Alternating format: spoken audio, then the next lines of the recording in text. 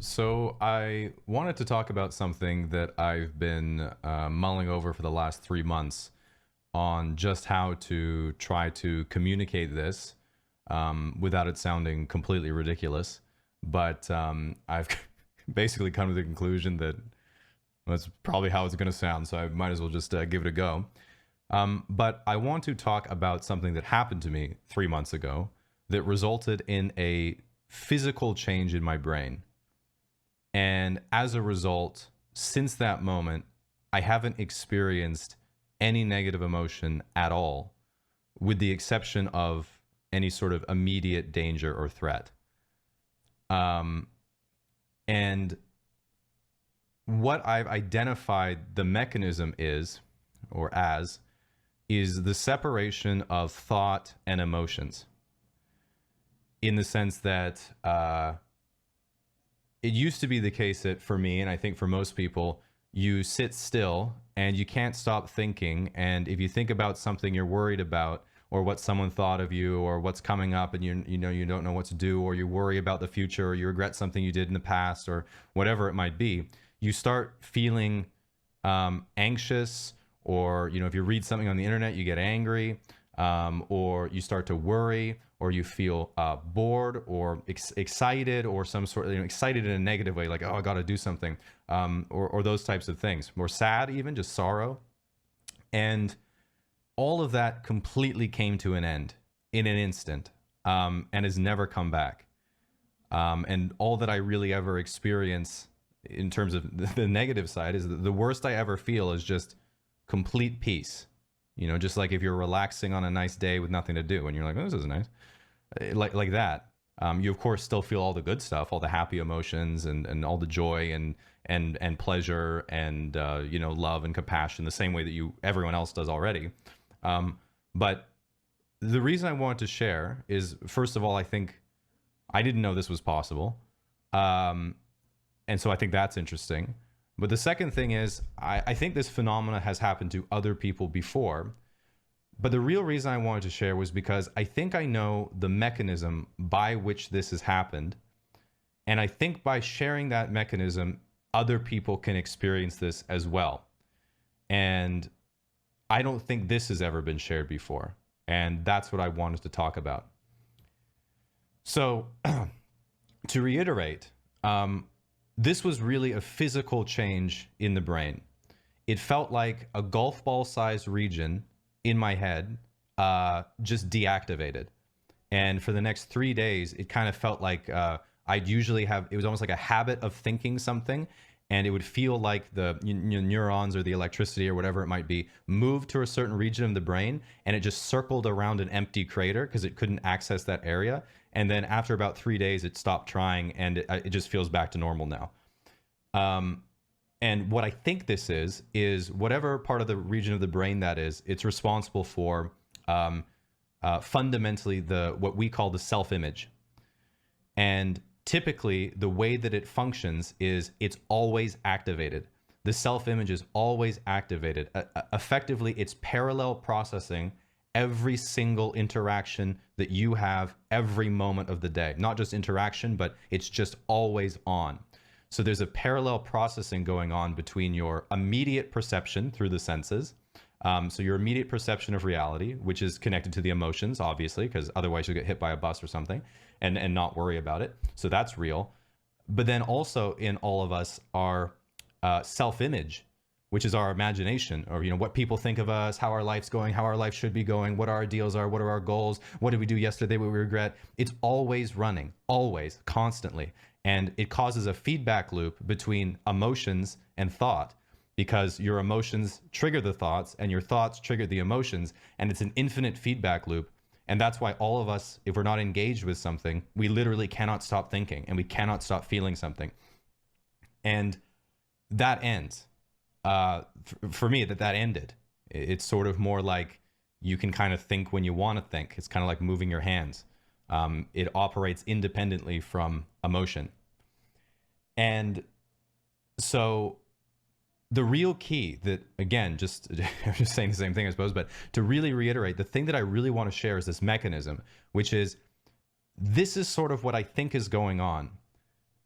the part of your brain responsible for thoughts and imagination is connected to your emotions and your immediate perception of reality through what is almost like an umbilical cord, which is obviously just, the neurons in your brain connected in some way.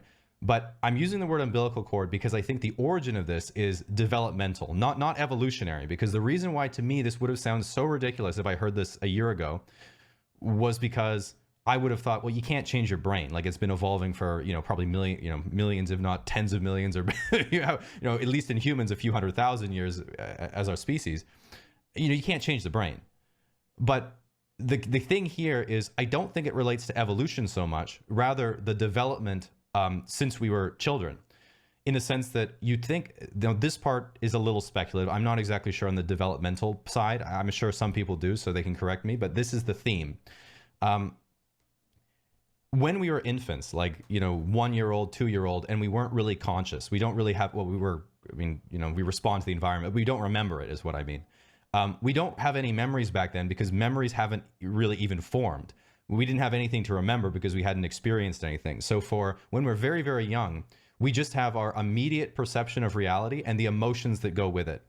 From that immediate perception and those emotions, a part of the brain begins to develop that records that. And the recording of those experiences creates memory. And then from memory emerges the capacity to manipulate those memories with intelligence to create thought. So it just sort of remixes the memories into thoughts and ideas. And so the reason why your thoughts are connected to your emotions is because that's where that part of the brain effectively emerged from, if that makes any sense. And again, I'm not entirely certain about this part, so just take it with a grain of salt.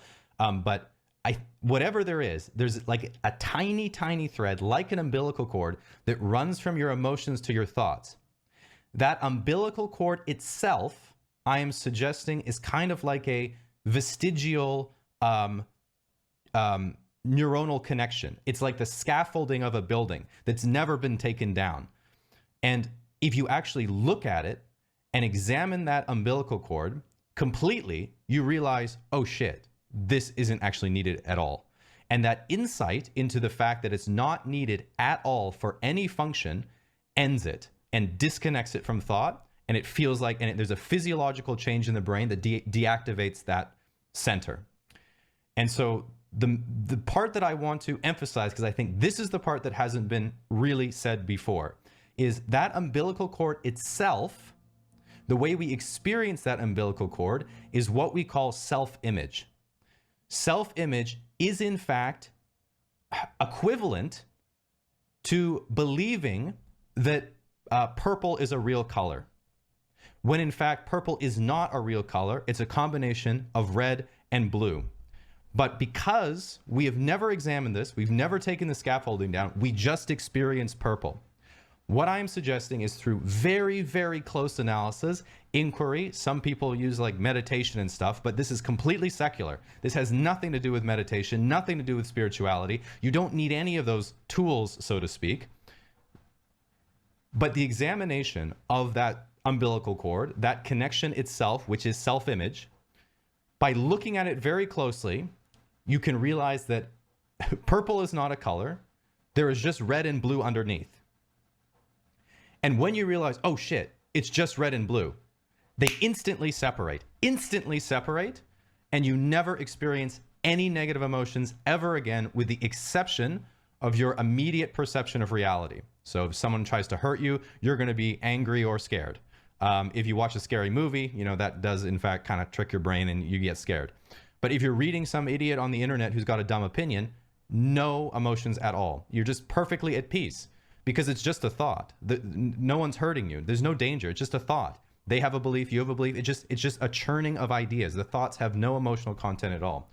It is, as far as I'm able to understand, potentially, not only the explanation, but the cure for depression, emotional personality disorders, such as borderline personality disorder, narcissistic personality disorder. Again, I'm painting with a broad brush here. I'm sure there's instances like damage to your nervous system and stuff where it doesn't apply, but broadly speaking, I think it's the end of this sort of feeling in all of us that life isn't how it should be, or life could be better, or what's the meaning of life, in the sense that you don't ask anymore, oh God, my life is so bad, what am I meant to do? And you try to look for a solution. This is the end of the problem, if that makes any sense. You know, you don't have, not to be kind of weird about this, but you don't need a solution if there isn't a problem, if that makes any sense. People don't make you angry at all. It doesn't register. People don't make you anxious. If it's just like, hey, those shoes are ugly, you know, you're like, oh, okay. It's literally just a thought. And if you want to respond to that, you can just use your intelligence and your thinking to respond. You don't need emotions. Emotions don't even enter into the equation of, you know, your own ego, your own self-identity, your own self-image. People can't hurt you. You're just at perfect peace. And I want to really emphasize, this is not callousness. This is not some sort of immense stoicism of, you know, I'm just immune to the feelings. It's like, no. It's just, you realize that they're not there. There's no need to be, you know, you don't need the function of anxiety and fear and anger to respond to thoughts and ideas and things that are just in your imagination, so to speak. And so I hope this makes some degree of sense to people. I hope that I'm not sounding too crazy, although I probably will sound pretty crazy. But you know, I'll put up on my second channel, maybe I'll do a little bit of podcast explaining a bit more, because after this occurs, everything just makes so much more sense. In a way, just to one last point, it's like, you know, you take something like going to a party, and, you know, you're really excited to go to the party because you might meet new people and have fun, but also you're anxious and scared that you're going to make a fool of yourself and no one will be friends with you. So then why does it make any sense that you'd want to do something, but also be scared to do something? So why would you want to do something and not want to do something? And then when you don't do it, you feel like, oh, I'm missing out. Oh God, why didn't I go? And then you regret it. It's like, why is there this much confusion in all of us all the time? And the answer is because thoughts and emotions are not supposed to be connected. When they're separated, you just have one emotion all the time. Everything is clear. You're like, oh, do I want to go to this party? And your emotions are like, yes, you do. And you're like, okay, I'll go. And then if there's something, if you're worried about your social skills or something, then your intelligence can come in and think about it, where you're like, better brush up on my dancing before I go. But there's no need to worry. There's absolutely no need to worry.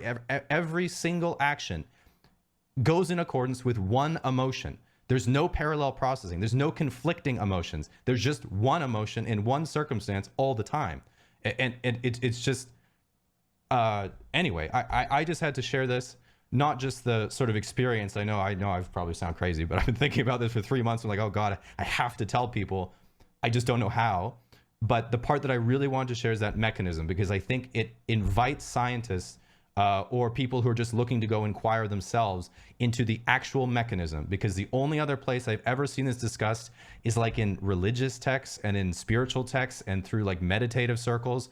And, you know, most of it is like, you know, they hope to maybe do this, I think, as a byproduct, but 85% of it is just silliness. You know, you don't need to sit with your legs crossed and chant something, or try to focus on your breath, or try to, you know, find your original conscious or whatever. You find your original face and become the universal you don't need to do that. This is just a very secular phenomena, and I think this is the mechanism, and I wanted to open that up for people to think about and look into more. So I hope I'm not too crazy. Probably am. Probably already a little bit crazy. All right. Thanks for listening, guys. Talk to you soon.